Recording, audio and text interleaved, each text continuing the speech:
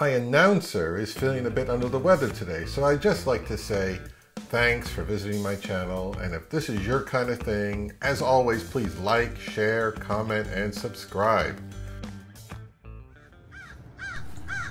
Here I am standing outside an FM radio transmitter tower. This is the tower for the local college radio station. I've driven past this hundreds of times, and I didn't even realize what it is. Interesting. A few decades ago, FM radio was king. Bigger than Spotify, Sirius XM, Apple Music, Amazon, podcasts, Pandora, combined. Yes, of course, FM radio still exists, and sometimes you hear it in a restaurant or a tire store or the doctor's office in the background. And I believe it's still a standard feature in new cars. You know, radio might be the last analog audio delivery service we have left in the world. When I was a kid, the radio was always on. We had 5 or 6 radios in the house. You can listen to music and news and sports and talk radio. You know, it was like the internet of the pre-digital age. My first car had an AM radio standard, and of course that sucked. So I was very excited when I was able to afford to go buy one of those Pioneer Super Tuners and install it with those 6x9, those blue 6x9 Jensen speakers in the back. And I'm sure Pioneer sold millions of those, and I'm sure it didn't take long for all the car stereo thieves to catch on as well. Music chart publications like Billboard and Record World, radio programmers and DJs were the ones who called the shots on which songs received attention and made it onto the air. Record companies devoted tremendous resources into getting new releases into the music charts, and there was a lot of money and favors exchanged between all the interested parties. I grew up in the New York City metro area in the 1970s, and I listened to all of the top area rock stations that were available. I also enjoyed a radio station out of Fairleigh Dickinson University, and what I like about college radio is that it has no ads, and the content was generally very diverse. It wasn't as slick or polished as commercial broadcasts, but often the DJs were young, enthusiastic, and kept up with the latest trends, bands, and releases from all over the place. You know, the digital age in the late 1990s upended everything, and eventually regular radio kind of felt like it was a bit obsolete. Over the last 20 years, a lot of the independent radio stations started to struggle and were snapped up by larger corporations, and the programming became much more generic and less compelling because they were using computer algorithms to program the music, and it seems like a lot of the passion was lost, and I think they lost a lot of their audience to, obviously, the digital alternatives. As a simple personal example that FM radio has fallen off of my radar is that I have several receivers and tuners that I've never connected with an antenna to check if they even work. Until now, so let's do it. Okay, here's my little test setup. I got these Q150s as my speakers. I want to use this little dresser as a platform to put the various FM radio units on top, and I'm going to hook them up to this little they call dipole radio antenna that I have hanging attached to some of my blinds here. Here's the old Marantz that I bought a while back, and when I first bought it, I brought it to a tech to check it out, and he said he aligned the FM radio, so it should be pretty accurate with the dial. Let's switch it on and let's put it on FM.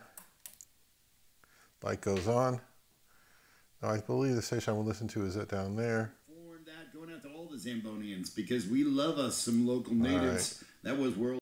A tremendous amount of area on the front of this receiver is devoted to the radio functions. We have this large kind of rectangular window. We have this tuning wheel, gyro touch. We have this, here's the dial. We have the tuning. FM tuning meter and the signal strength meter over here. We've also got things like the muting, and the muting, it removes the static. Let me turn up the volume. It removes the static between stations. So it mutes any weak signals. So if I hit the muting, it goes silent until I get to the actual station.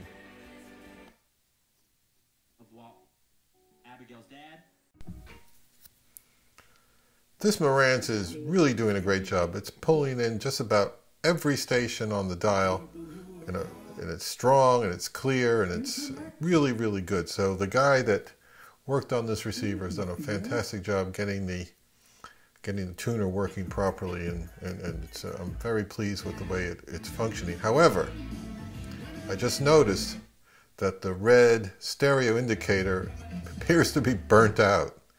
Just suddenly, I just noticed, so that's a drag. I'm going to have to get that bulb replaced.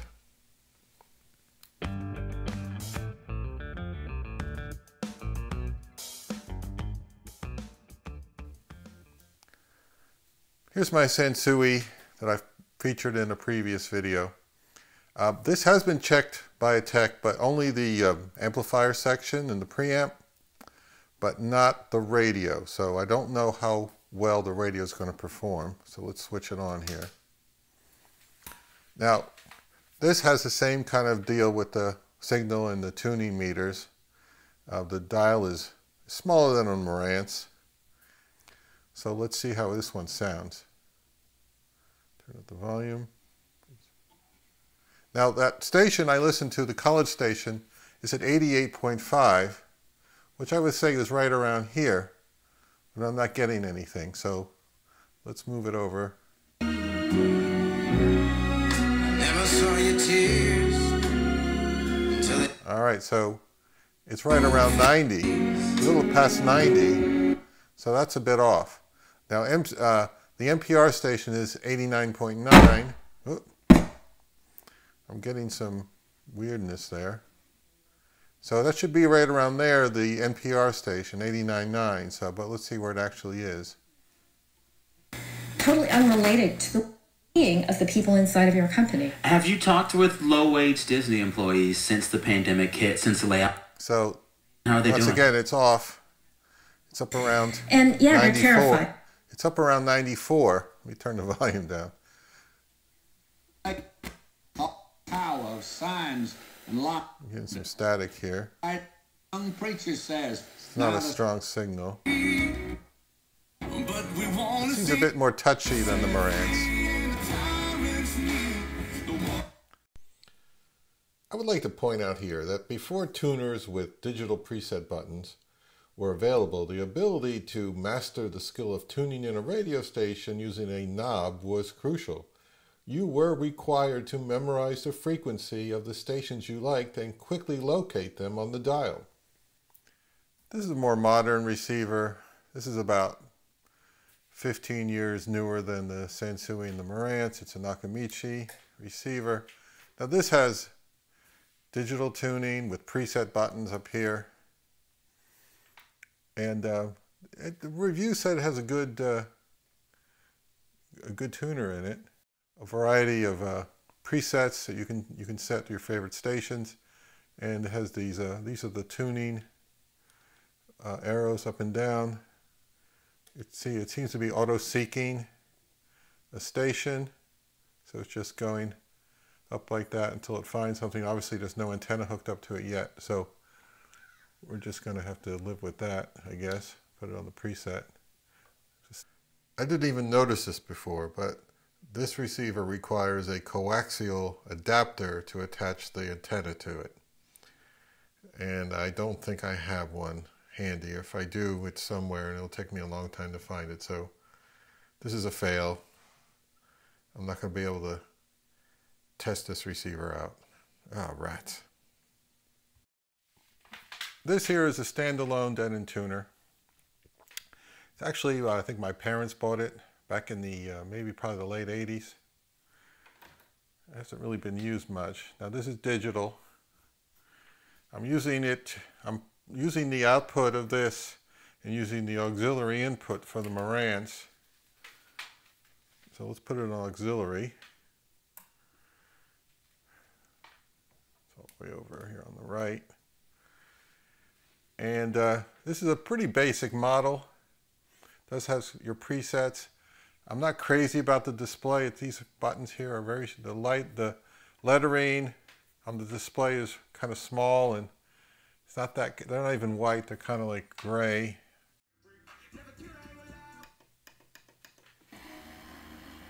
So I go to memory. There's NPR. And the college station, 88.5.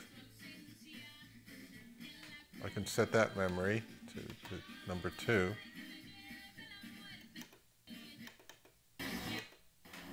But if I put it on mute,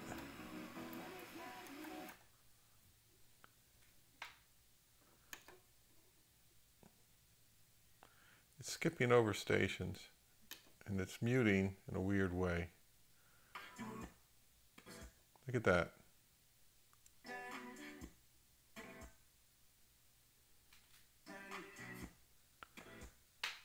I'm not impressed with that. If I turn off the mute, but I'm not getting stereo.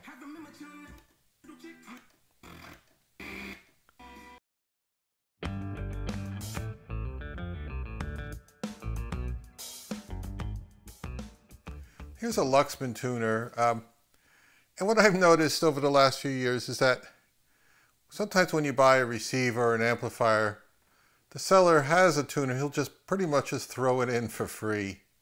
It's happened to me a few times, or they just say, here, take this tuner, I don't use it anymore.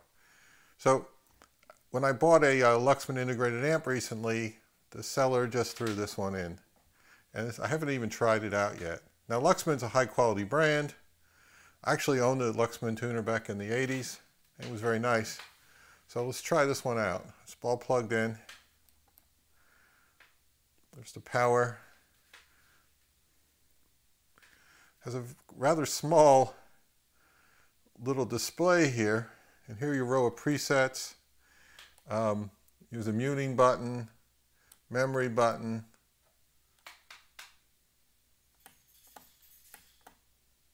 What's the store button over there? Here's the tuning, up and down, AM, FM, and memory scan. Now, as I said, this display is rather small, and here's the tuning. If I tune it to that local station, it's very nearby. I'm not getting any stereo signal. The other receivers, the Marantz and the Sansui, had no problem with it. If I turn off the muting, I'll get it, but not in stereo. It's mono. NPR station. Like a normal woman. If I press the muting, turn off the muting, but not like I only get it in mono. But am I getting any? Nope.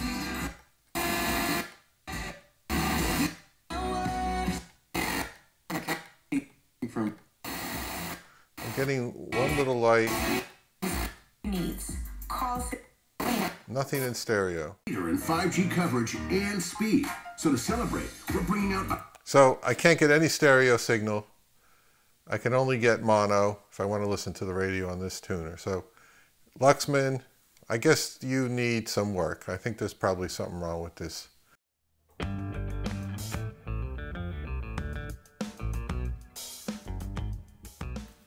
All right, here's an Adcom tuner that, like that Luxman, it was kind of a thrown-in item that went in with the preamp, and there's some other things that I got. The guy just threw it in.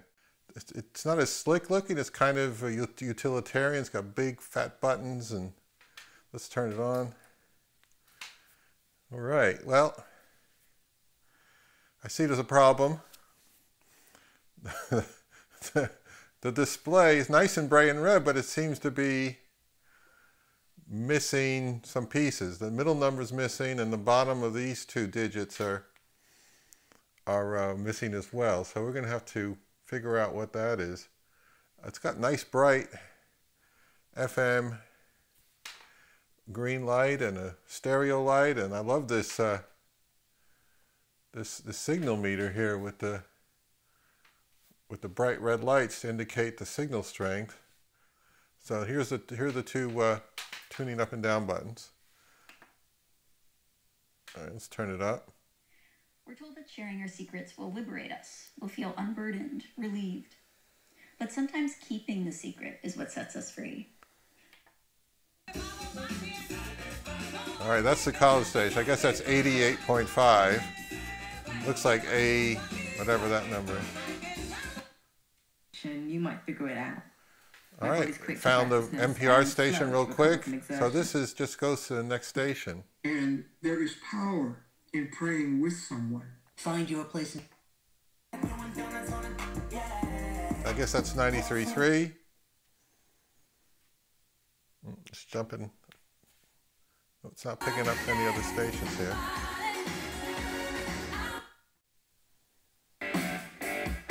It's not picking up the stations all that well. I don't want to. That's an AC/DC song. I don't want to play that one. That sounded very clear. Now the signals it was pulling in was very strong.